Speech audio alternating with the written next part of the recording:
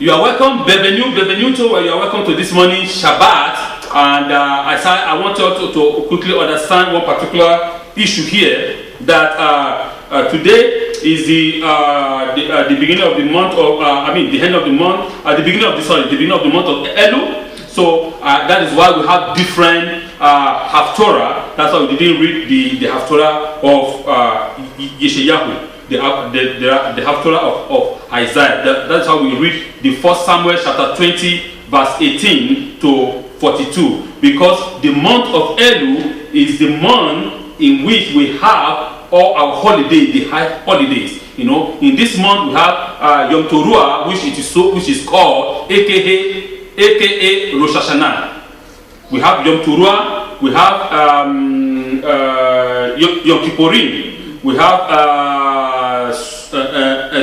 Sukkot, and we have Simchat Torah in this month alone. So this month is a month of blessing. It's a month of blessing. It's a month that determines what your next year will be. Remember, this month that we are is a month that determines what your next year will be. Okay, so that is why at this month we come closer to the Lord Almighty. We ask God for what? For teshuvah, for repentance. They call it repentance. For God to draw us close to Himself. Right? So this month is a month of sincerity. It's a month of openness. It's a month of fasting. It's a month of prayer. Right? You have to be filled with prayer. And the month to give tzedakah. The month to ask God to please to forgive you all your iniquity that you have done for the past 11 months. Okay? This is the last month. So ask God, please have mercy on me, forgive me, sanctify me, cleanse me. I am sorry. I did what is wrong. I did what is evil in your sight. God Almighty, I have come with all my soul, with all my heart, with all my being, asking you for forgiveness. And you should try, not just asking God alone. Remember, I told us the process of teshuvah. You still have to go to that man, to that woman, to that boy, to that girl, and ask for forgiveness. And once they forgive you, the Almighty Himself has forgiven you. Okay, please, it is very, very important this month, because as we prepare for Rosh Hashanah, which the original name is Yom Teruah, and aka Rosh Hashanah, as we prepare, we prepare also for Yom Kippurim. So please, let us put ourselves together and concentrate our mind before the throne of God and ask Him for His assistance, for His help, because the gate of heaven will be opened in this month. A great gate of heaven, a lot of them, the gate of prosperity, the gate of peace, the gate of joy, the gate of whatever you want, you ask it, and it shall be given unto you. You know, in Kabbalah, this is a great gate are opened. So please, fast. Please concentrate yourself. Please ask God whatever you need. Just ask Him this month. All will be fulfilled. Please. And it is very, very important. I cannot overemphasize that. Please, let's seek God, and God will continue to prosper us. All right. The parasha of this morning is known as Parasha Re. Re in Hebrew is they call it to behold or to see. See. That is Re. Re. See. Re. Behold. Behold. Look. See what I am placing before you. Okay? Parasha Re is the third parasha from the beginning of the book of Devarim, and the eighth parasha from the end of the book of Devarim. In the metaphysical world, the Torah is read from the end to the beginning. Similarly, the sphere of Bina, which is understanding, is the eighth sphere from the bottom, and the third sphere from the top of the tree of life. The parasha states at its beginning to see, to behold, the blessing and the curse that the Torah, that God is placing before us. The Torah can be either a blessing or a curse to the Israelite people. The Torah can either be a blessing or a curse to the Israelite. That is it. The Torah is a two-edged sword. Don't forget, I keep on telling each and every one of us, that sword, you can use it to defend yourself against the enemy, and that the same sword can execute you. So this is what the Torah is all about. The Torah is balance. The Torah is a blessing, and at the same time is a curse for those who does not listen to the commandment. It can be a blessing or a curse to the Israelites depending on whether we listen and perform his commandments or not. It is thus teaching us that Torah is made up of two halves, a blessing and a curse. A blessing if one abides by the commandments, and a curse if one does not. It is that very simple. So, as I said, as I'm trying to give us the summary of the parasha of this morning, okay? In the metaphysical world, in the spiritual world, the Torah is read from where? From the Devarim to Bereshit. It's read the opposite. While in the physical world, in the world that we stay, right, in the material world, right, it's read from Bereshit to Deuteronomy, so to Devarim. So, and that is what that is what I'm trying to give us the understanding here, that this month is a very special month, that we have to come close unto God. And God is telling us, remember, I say, see. It's not for us to see with these two eyes. God is not talking about these two physical eyes. God is talking about the sixth sense, the eyes that is here. The what? The spiritual eyes. And what God is saying, open your eyes to the Torah. You remember, Torah is not only physical, Torah is spiritual.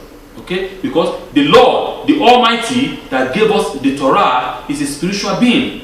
And everything that is written here is based on the understanding that God has given to Moshe Rabbeinu, our teacher. And everything that God has given here is spiritual. And for us to understand the Torah, we have to look at it from the spiritual eyes first, which is the most important, not these physical eyes. So he says, see, looking, search, listen, because the Torah is not only, there is a portion in the Midrash that was talking about what do you call it, that one of our rabbi,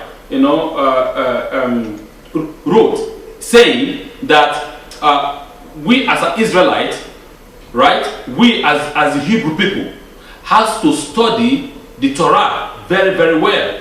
I say yes, I agree with that. That we, the Hebrew people, has to study the Torah all the days of our life.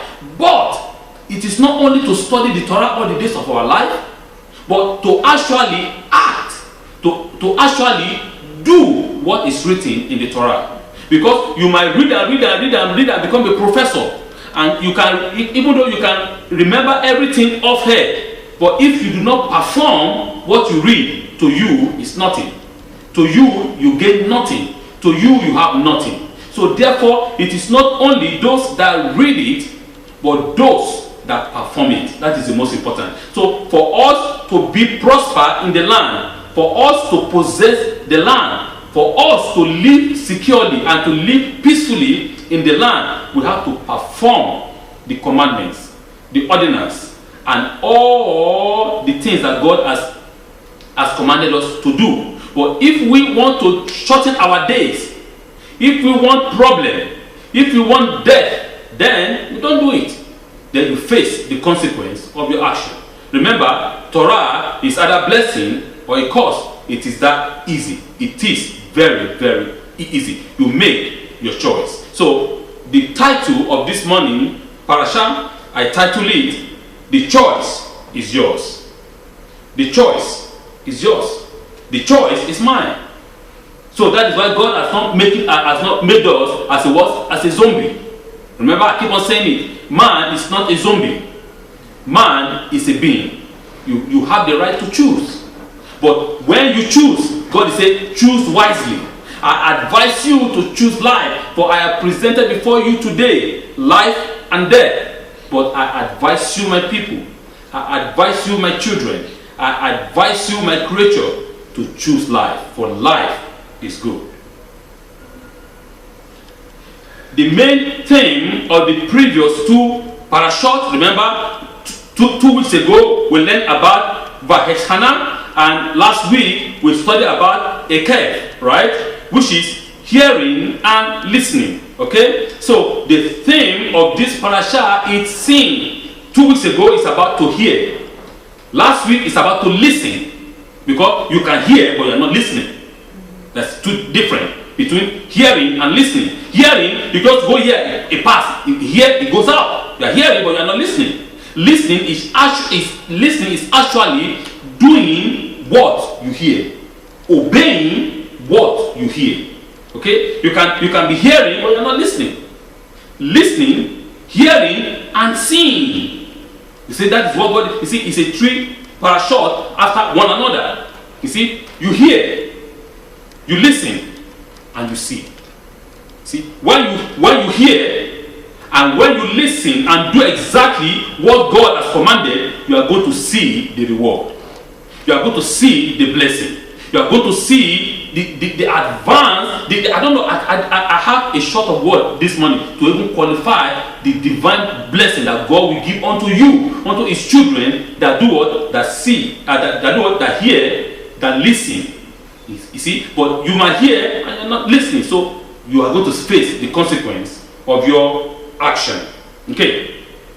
The parasha begins to detail specific commandments which the children of Israel are to perform when they enter the land of Israel. The parasha relates that the purpose for the entry into the land after possessing it is to serve Adonai Elohim in the place where He's going to choose among one of their tribes. This is the temple in Jerusalem. The parasha also relates several fundamental laws of Judaism: to serve one and only God, and to do charity, to keep kashrut, and to observe the 3 foot festival, the pilgrimage to Jerusalem. The 3 foot festival is Yom Teruah, Sukkot, and which was the last one again? Yom Teruah, Sukkot, and Pesach. So that is what I'm trying to say. So those 3 festivals are extremely important. So all the male has to appear before God in Jerusalem, in the place that He's going to choose for His name. In this place, the divine presence of Adonai will be seen through the abundance of blessing that the children of Israel would receive there. Alright, now going deeper into today's parasha, talking about the choice. Remember, I said the choice is yours. God never forced you to serve Him. And that's why people say, oh, Rabbi, why don't you do this? I said, listen, my people, listen. When I decide to follow the Torah, nobody forces me. God didn't push me. You do. No. It is choice. I decide within myself, say, okay, from today, I'm going to follow the Torah. Even I am born as a Jew, right? Remember, my parents were Jewish. They were Hebrew people.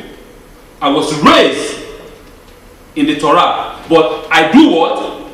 I hear, but I do not listen. It's different. Okay? You might be raised, your blood descendant might be the descendant of what? Of Israel. But the Torah to you is nothing. Right? You might be hearing, but you're not listening. Exactly that is what happens to me. Because I was hearing, I wasn't listening. Because my grandfather told me that you have to be a rabbi. I told him no. Rabbi are poor people. I'm not interested to be a rabbi because rabbi in Ethiopia are poor people. That is the fact. I said no, I want to be a diplomat. I want to do something with my life. I want to be known. I want to be rich. That was my understanding at that time. I was sent to school, to university, to all these places. But at the end, what happened? God brought me back to the beginning. You see? So this is what I am saying. That you might be hearing, but you are not listening. But God has said that we have to hear We have to listen, then we will see. When you obey, when you listen, when you perform the commandments, the mitzvot that is written here, you are going to see wonder. That's what God is saying. You are going to see a great thing that you've never seen in your life. Just our job, what God is just asking from us is to do what? To listen to Him and to perform the commandment that is written here. Stripping away all the details that oftentimes cluster our lives, we can agree that the type of life that we live is pretty much dependent upon the choices that we make throughout our lifetime. Often, these choices were made when we were yet young and immature. Nevertheless, we are forced to live by those choices and decisions that we may now, with greater life experience under our belt, regret. Personal choices, professional and career choices, lifestyle choices, all combine to make up our individual life story. This week's Torah reading highlights the importance and the consequences of choices that we make. Many times, we make serious choices when we are not in a serious mood. Many important choices are made flippantly, not seriously, on the spur of the moment, or under the influence of others. Peer pressure is a fact of life, especially for the young, and often when we allow others to make choices for us. At the end, they are very detrimental to our well-being. What am I saying here? Is that if we look at all our lives, if you look back, my people, your life, you see that your life choice has been influenced by by somebody. Is it by friends? Is it by your mama, by your papa? Is it by somebody that you know or somebody that you don't know? Most of our life choices is being influenced by somebody. And then when we make choices based on our friends, based on our peers, based on those bad gangs that we follow, then don't come and cry when the consequence comes. Right? I want to give us a story. This I read in the news, or I think it was on BBC paper. I was reading it. There was a guy in Australia. Okay, they were playing. There were four of them. They were playing with their friend. So and somebody found a slug. Do you know what is a slug? A slug is like they call it in French limace. It's like a snail. When the rain fall here in Canada, you have a lot of them. When the rain fall, you see them walking on the street. It's very small like this. Okay. You see, it's like a snail, but it doesn't have a shell. It doesn't have a shell. They call it slug or limace. Okay, so this snail is extremely dangerous. Extremely dangerous, because it has parasite in it. A dangerous parasite. So this friend were shouting, "Oh, you cannot eat this slug! You cannot eat this slug!" So the guy, one of the guys that they were in his house playing, the guy took the slug. So, do you think I cannot eat it? I can eat it. That's no problem. Nothing will happen. He took the slug and he swallowed it. A week passed. After a week, he began to sick. They say what happened. They took him to the hospital. They couldn't find anything. The sickness began to become more bigger and bigger and bigger. What is going on? Suddenly, 3 weeks later, he got paralyzed. What is going on? And they couldn't find anything that was wrong with him. Then the friend came and said, "Oh, that 3 weeks ago, 4 weeks ago, they were playing. They were just playing. They thought it was a play. They told him he cannot eat a slug, and he said he can eat a slug, and he took it and he swallowed it. The doctor said, "What is wrong with you guys?" Actually, the guy died at the end. This is what we are seeing. People make decisions that is detrimental to their life. How many decisions have we made Now the government are manipulating people's mind. Now the TV manipulate people's mind and making people to make wrong choices. You watch all kinds of ads, you see, because they understand the psychology of men. They understand how we think, how we reason, what we do. They put the pressure on you. Then you say, oh, you know what? God is saying, do not marry. For example, do not marry yet. Wait, right? The woman comes and say, oh, all my friends are married. Yeah, only me is remaining. The pressure. Even though the mama, your papa is not even asking you to go and marry. But because your friend are married and you are not married yet, because you are the only one that is single, or they have children, I don't have children yet. The pressure, oh, I just want to go and marry. Then you go and marry the wrong man. Then when the man begins to beat you and pound you, whose fault? It's your decision. Because you are under pressure to do what is wrong. When God says, wait, I'm going to give you a good man. The same thing with a man. Oh, my friends are married, everything is fantastic, la la la la la la. You go and marry the wrong woman. And when the woman becomes a beast in the house, don't come and cry. See, this is what God is saying. Most of the time, we make the wrong choices as a human being. And God is telling us, the choice is yours. My hand is clean. That's what God is saying. Make your decision. I present before you two things. As I said before, the blue pill or the red pill.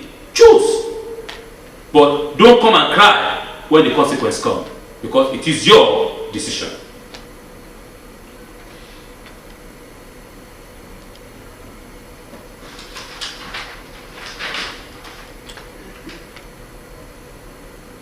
Parashat Re begins with Moshe Rabbeinu saying, Re Anoki Natan Lefaneha Hayom Braha Hu Klala, which means see or behold that I place before you today a blessing and a curse. Devarim chapter 11 verse 26. Moshe lay out very clearly the choices that we have in life. Moshe Rabbeinu lay it out clearly before us. You have two choices. You want to live with God, stay here. You want to live without God, okay, you stay there. But remember, the consequence will surely come. Abraham was well known. Very well. It said Abraham the Ivri. Right? Abraham was the first person to be called Ivri. Abraham the Ivri. Abraham that stayed on the other side. Because Abraham understood that this part, the Sodom and Gomorrah that we are seeing now, I cannot be part of it. I will never be the part of it. It is not my choice. My choice is to be with the Torah. My choice is to be with the Holy One, blessed be He. My choice is to stand firm and say the Torah is life. My choice, my life choice, is to tell all of us, please choose the Torah.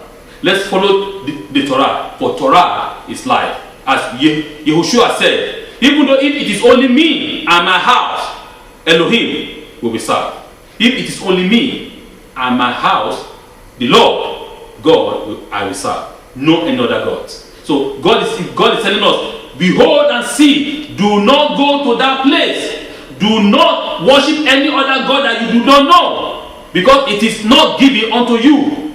God gave God for other people. That is for other people, not for you, Israel. I am your God, your Redeemer, and your King. So we have to understand that firmly in our soul, in our mind. Hear, O Israel, the Lord your God, the Lord is one. You see, this is our word, our statement of faith. Every morning, every day, we recite that 3 times a day. 3 times a day we recite that in order to sink into our mind. Hear, O Israel, listen, O Israel, see, O Israel, the Lord your God, the Lord is one. So this is what is our principle, the principle of our faith. That we have to understand what the Torah is telling us. That we're not to see with these our 2 physical eyes, because these eyes can deceive you. The eyes is an illusion. The world you see, everything in the world is what? Is an illusion. It's not true. It's not, there is no fact in it. It's not true. The only true is the Holy One, blessed be He. The Lord is the only true, and beside Him there is no true. Only Him is true. All these things is an illusion. It can deceive you. So therefore, if you watch the Torah with your 2 naked eyes, it won't work. You have to see the Torah from the inner mind, from the inner eyes, from the internal eyes. And then it will make sense. And then you can understand. And then you can live. And then you can see the glory of God. Let's see.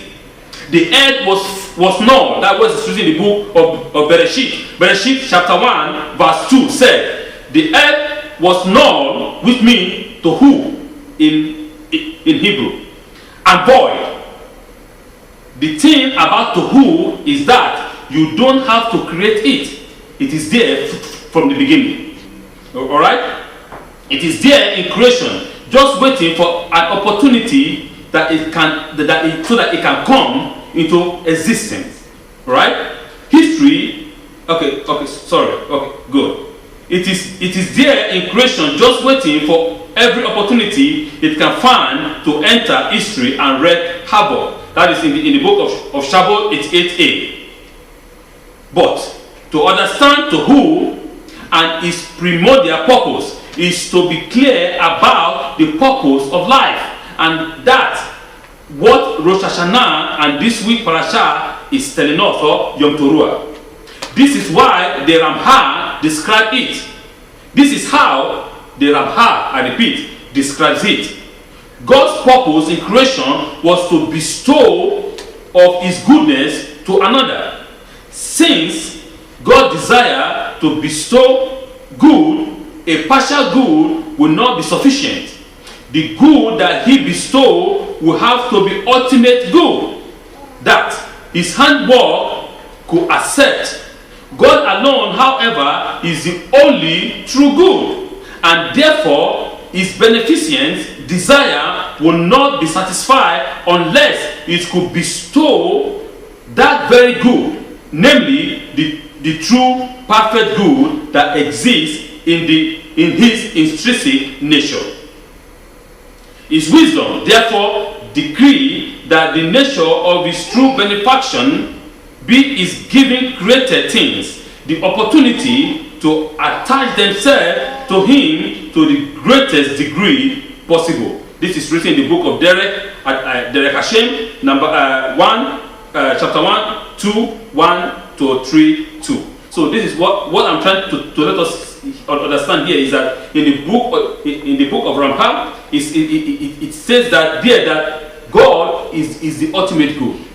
God is the ultimate truth. There is no any other truth. There is no any other good. You see, you remember there was a time in the Messianic writing they were calling Yeshua, the good man, Rav, Rav. Yeshua said, no, don't call me Rav. Don't call me Rav. I am not Rav. I am not good. Only God is good.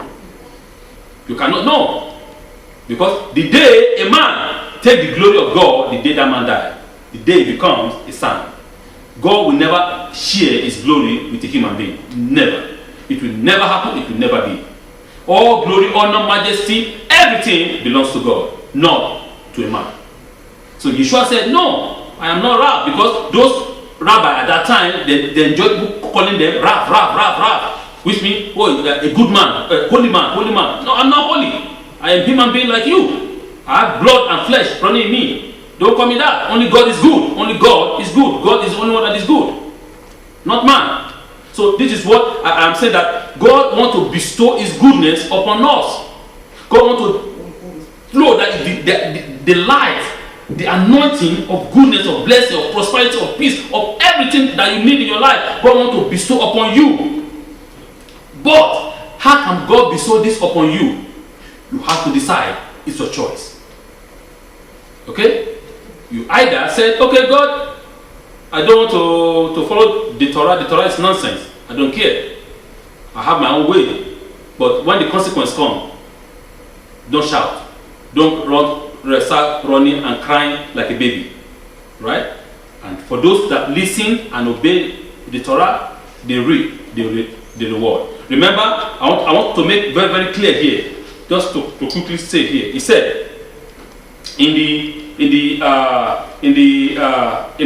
the first verse of the parasha, it said, Rei Anoki Natan Lefaneham Hayom Braha Uklala. You see, he's saying, say, Rei. Rei is what? Is singular. Rei, see. See, it's singular. And look at what he said here. Nefaneham Hayom Braha Uklala. That is plural. Okay? What is God saying? The answer to the parasha is here, right here. He said that if you understand, if you see, I'm not talking about the two physical eyes, with your spiritual eyes, that the blessing, the curses, those are plurals, but the seed is singular. Okay, so if you the blessing and the curses all depends on if you as an individual make the right choice. The blessing is plural. Everybody. The ray is singular. For you to see. If you see and you understand and you live by the commandments, by the statutes, by the ordinances of God, then you will reap the greatest abundant blessing of your life. It is the reward of you following the Torah. And if me, we refuse to understand, to see, and say, this one is not for me. I wasn't there on the month when they gave the Torah. I am different. Okay, you face the consequence when the time comes. But don't come and say that God is mad at you. God doesn't have your time. I told us last week, God does not point at you. Okay? God does not point finger. God is not mad at you. Our God we serve is not the gods of other nations that's always every time angry, with them. I want to kill you, I want to kill you. No, that's not our God. No. Our God is a God of love. He loves you. You can't even imagine the deepest love that He has for you. But your choice, you are going to reap the reward of your choice.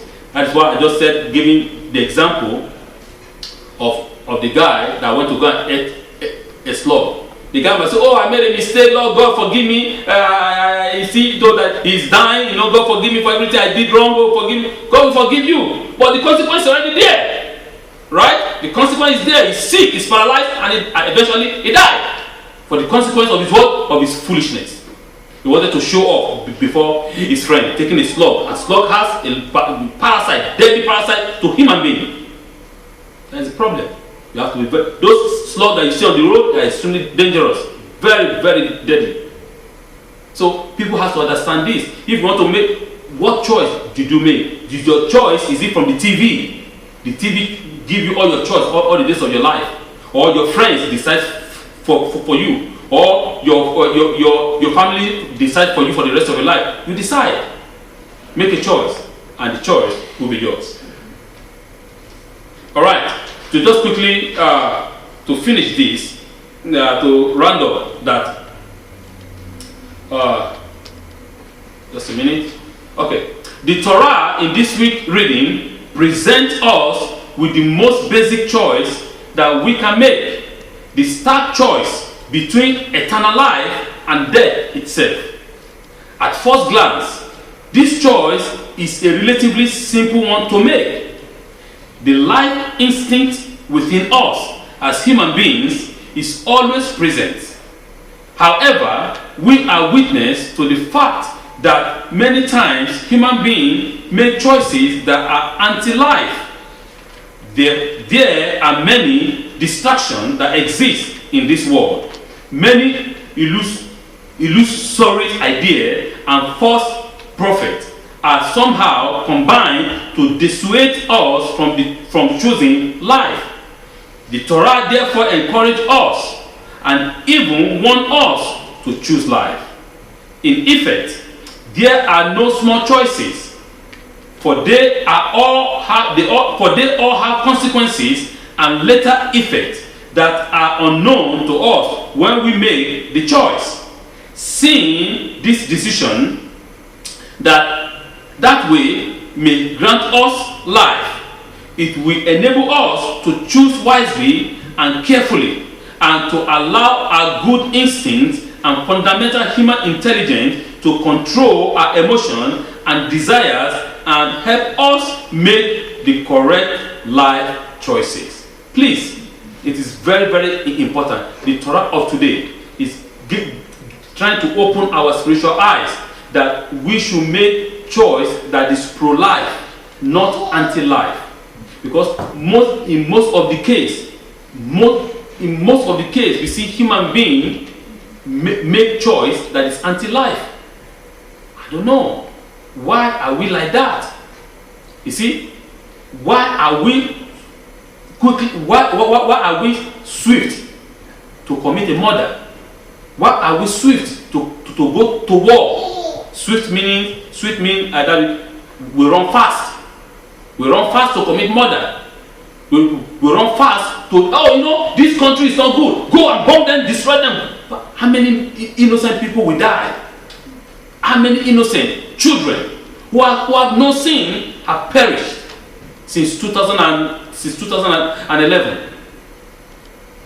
When September 11 happened, how many wars have spread all over the world? In the name of terrorism, we are killing innocent people for no reason.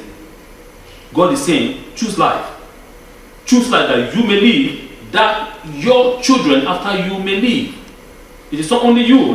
Remember your generation to come. Because if you choose life, then your children after you, they will live. But if you choose death, your children after you, they will die. Because if you choose death, it's not a problem for generation to come. But God is saying, choose life. Choose life. Life, you can choose the life right now in this month of Elul. In this month of total repentance. In this month of total teshuvah, you can choose life. We can choose life. And we will live, and our children, our descendants after us, they will also live. So therefore, my people, please, the Torah is giving us a very clear understanding here that we should come, that God is ready to lift us up. The windows of heavens are open to shower you blessings, to give you all your heart desire, only if you choose right. And God said, I advise you as my children to choose life, for life is good. And when you choose life, God is saying, the Torah is life. The Torah is the tree of life to those who take hold of it. You have to cling yourself into the Torah, hook it that you will not allow it to go. And then you will see the glory, the peace, the joy, whatever you desire will be given. Yeshua said, seek first the kingdom of God and His righteousness. Seek first the Torah and the righteousness of the Torah. That's what he's saying. Seek first the Torah. Walk in the Torah. Walk in the mitzvot. Walk in the commandment, in the statutes, in the ordinances of our God, of our Creator, the commandment that He has given us through Moshe Rabbeinu. When you do all these things, behold, and you will see the blessing, and everything that you need will be given unto you, because you have followed the Torah. Read, see, the choice is yours. Shabbat Shalom.